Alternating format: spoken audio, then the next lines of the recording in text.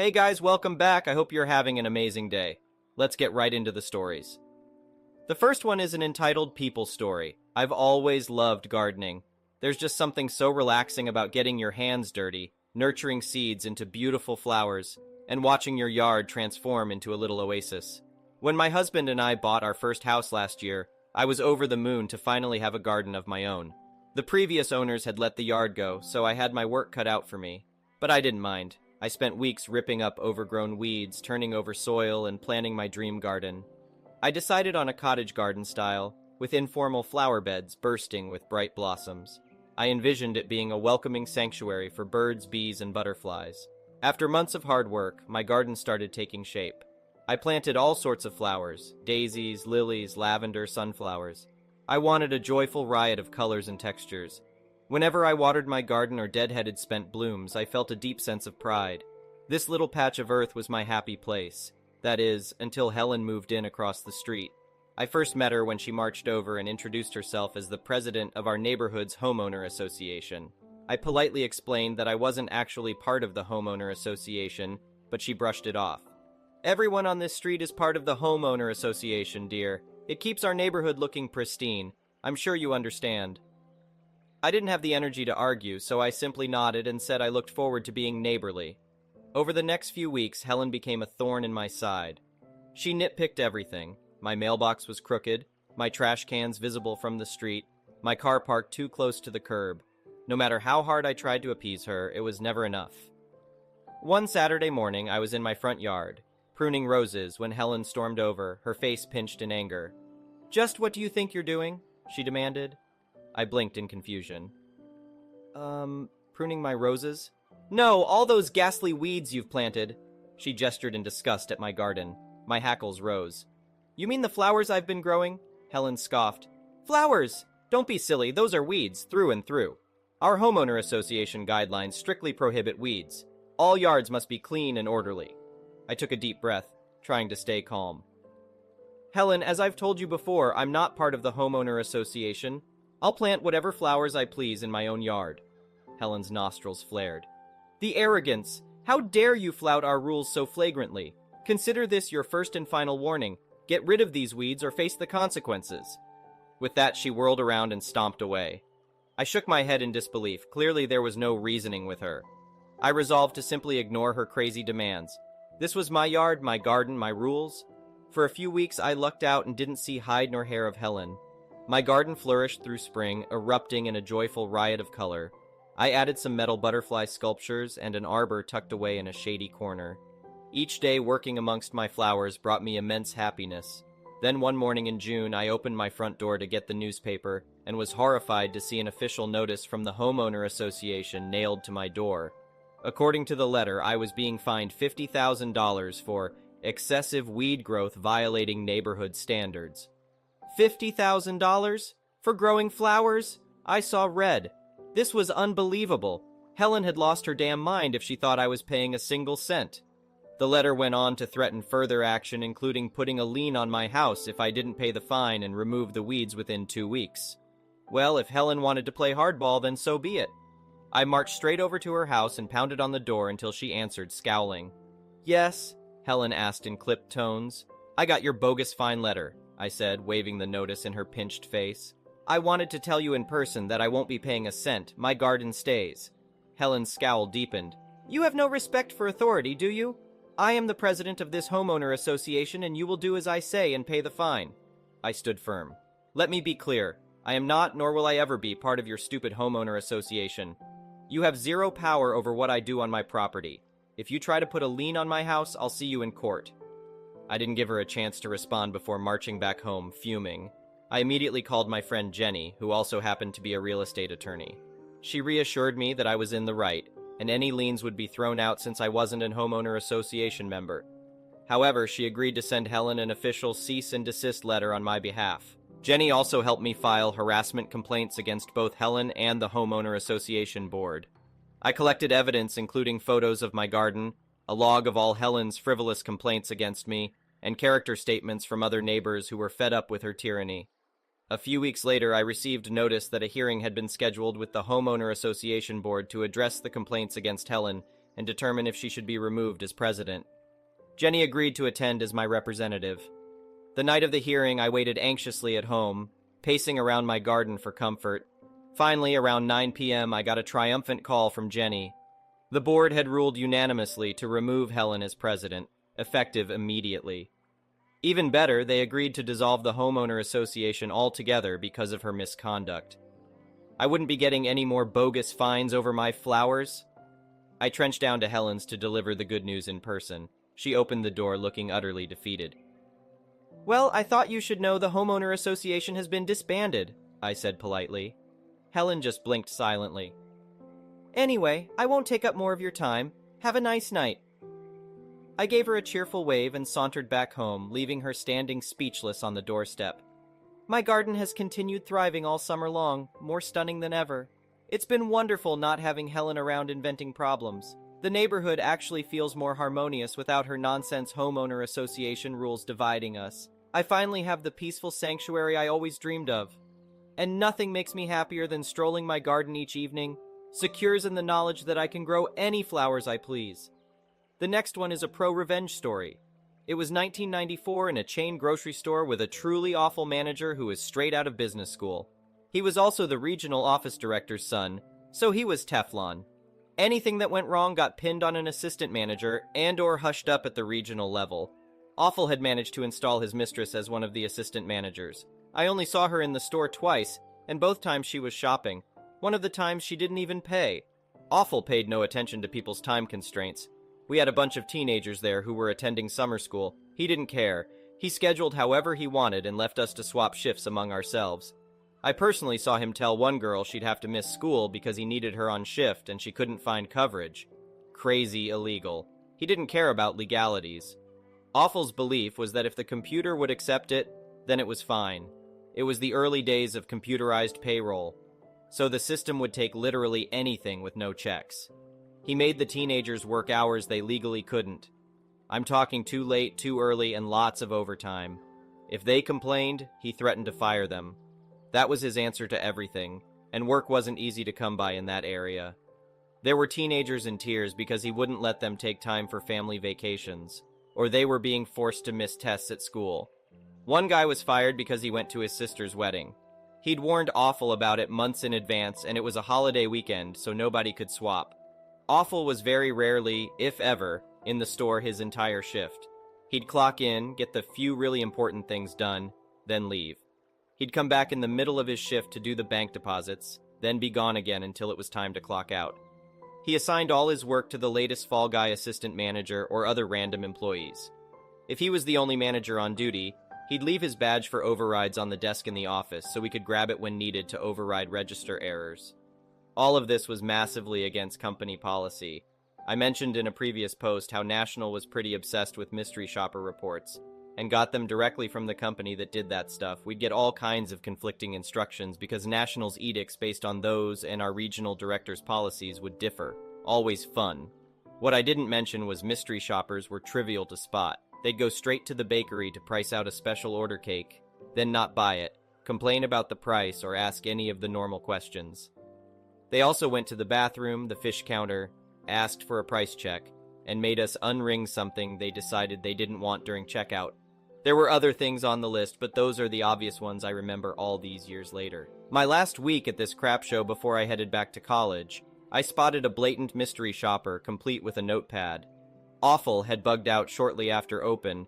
The mistress was probably busy banging him. The other assistant manager had been fired for the last colossal screw-up, and the only other cashier on shift was at lunch.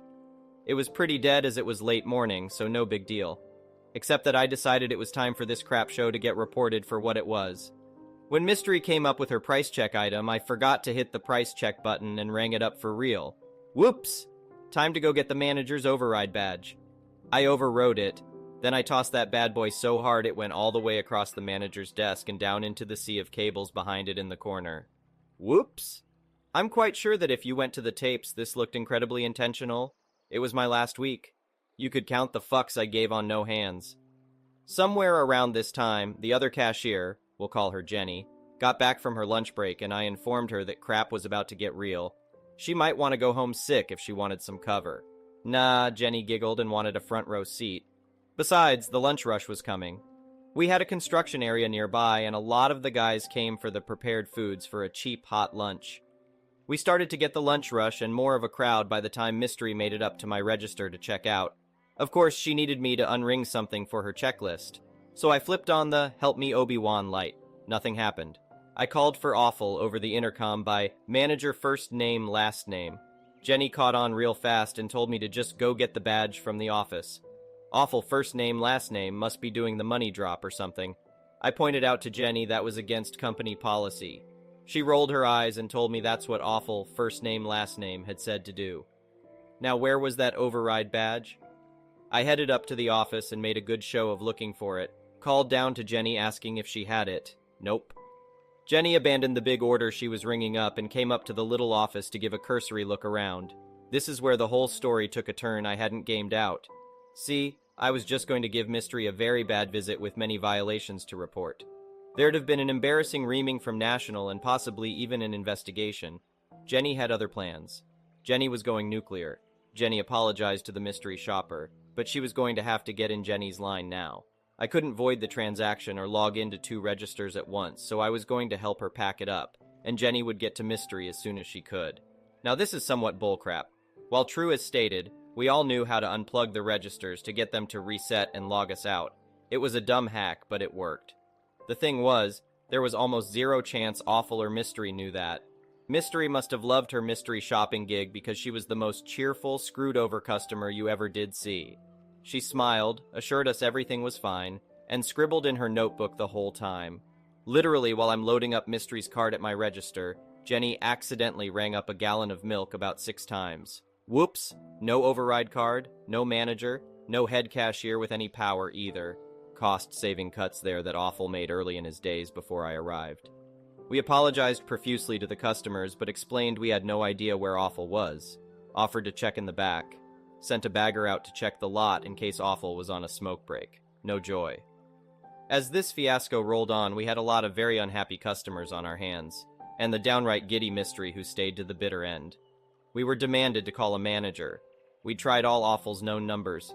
Who's above him? Oh, that's regional. We were not allowed to call them. Very strict instructions, true and very against company policy, from manager first name last name, but we can give you their number. The phone's right over there. Many took advantage. We also got yelled at a lot, but despite some sympathy for the customers, we were loving every second of it. Regional took about 2 hours to get somebody down to the store who could clear the registers. Nobody else in the store had permissions on that system. Awful still hadn't shown up. Regional dude overrode the registers, but by then the damage was done. We'd missed the whole lunch rush. No hot food was sold. Our metrics for the day were going to be unbelievably crappy. Regional dude was on the phone frantically trying to figure out how to cover this mess up for his boss, Awful's father, and decided to blame it on a computer outage. I think they intentionally broke some equipment to help sell that story. Awful rolled in after I clocked out, but I'm told Regional dude was still there doing Awful's job. Awful was unbearable for the next couple of days, but I had a foot out the door. Jenny, it turned out, simply didn't care because she'd been doing the work of a head cashier without the pay. It took a few weeks for the fallout to happen, and you bet I kept in touch with Jenny to find out. From this point, I only know what Jenny told me as I was back in college a few states away. A few weeks later, an audit team from National came down to investigate. The mystery shopper story hadn't lined up with the computer outage story, and something was obviously hinky. They dug into the books and found all the labor violations for minors working overtime and too early, late. Interviewed the employees and found out about the scheduling during school time problems. Manager absenteeism, no vacation being allowed. Also that the store was constantly short-staffed. No crap, people ran for the hills as soon as they got anything else. Finally, an assistant manager was on payroll full-time, but nobody had ever seen her work. She clocked in and out within seconds of AM every shift he worked, but was never there. Them dots ain't hard to connect. I don't know if they covered up all the labor violations or not. Probably, that would have caused massive fines. I was too young to know to report them. However, Awful, his father, and his mistress all got fired or resigned quietly. The store reportedly went back to being pretty functional after that. Jenny got a better job and left within the year. I never worked retail again. The next one is a petty revenge story. Back in the Stone Age known as the 80s, when Karen was just a pretty name, 8 proto-Karens went out for lunch at an upscale restaurant. They had a wonderful time at their lunch, sending their waitress Mindy scurrying for more of this and a side of that, snapping their fingers for more coffee now. Mindy kept her cool and served them courteously and efficiently, but the Karens were never satisfied and kept asking for more. You know the type.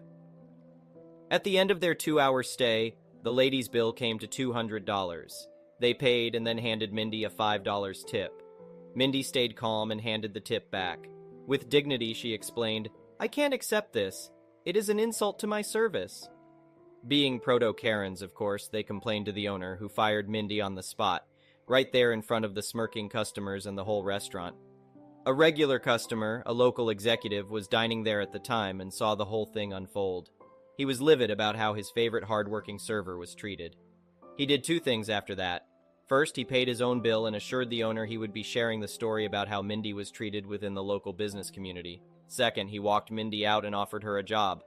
The young exec was my dad, and Mindy ended up working for him for the next 20 years as a trusted lieutenant in his firm. Mom loved her, and Mindy was like an extra grandma to me. The restaurant lost a ton of business. Mindy was well liked, and Dad had, well, still has, a way of getting his messages heard by as many people as possible. The next one is a malicious compliance story. I work in a field where urgent response is the entire purpose. My employer became suddenly budget conscious, which led to them becoming much more stringent about our frequent overtime. We were told that all scheduled overtime had to be approved. Cool. No issue there. However, when it came to unscheduled overtime, which is where the bulk of overtime came from, the problem arose. Any unscheduled overtime would be reviewed after the fact. If it was determined that overtime wasn't justified, we could either be faced with being forced to take comp time within the same pay period so that the extra time would be negated, or they would attempt to not pay or claw back money, which is illegal. Cue malicious compliance in 2 ways. I tend to work earlier hours than our main office, so it's not uncommon for me to get phone calls once I've returned home. Normally not a big deal. I handle the call and go about my day. Most times, because it's only a few minutes, I don't even request the overtime pay. This all changed once the policy went into effect. The very first day under the new rules, I received a call from our main office about 10 minutes after I got home. I answered the phone by stating, "Hello, my workday ended 10 minutes ago. Would you like me to continue this call on overtime, or can this be dealt with tomorrow?" The response was, "No overtime, this will only take a minute." I ultimately ended the call and dealt with the issue the following day. This occurred about a half-dozen times over the span of a few days. I really made my point on this one. I received a phone call after hours that I was needed for an urgent, not emergent, I wouldn't have jeopardized anything to make a point response. I listened to the details of what was occurring and informed my supervisor that I'd be happy to get on the road, just as soon as they'd send me an email stating that an after-hours response was required, and overtime for the night was authorized. Nothing crazy, just a sentence or 2. The response I got was, "Just get on the road. I'll send you an email later or tomorrow." But I refused. I informed them that I was off duty, and they could either send me the email as requested so I'd be covered, or they could have someone from outside my territory respond in my place, which would have delayed the response over an hour. This back and forth continued for about 4 minutes until they relented and sent me an email, which I received in about 30 seconds, before I'd even had a chance to use the restroom or grab my keys. My points, along with my coworkers who took similar actions, were made. Our leadership only pressed forward with requiring approval for pre-scheduled overtime, and even that has gone by the wayside. The next one is an entitled People Story. Next month, I, F, am going away on vacation with a longtime friend, F. We are going to the Caribbean for 5 nights. It is not all-inclusive, so we will be responsible for paying for food, drinks, and any activities. She asked me how much was I bringing in cash. I said $300 cash plus debit and credit cards.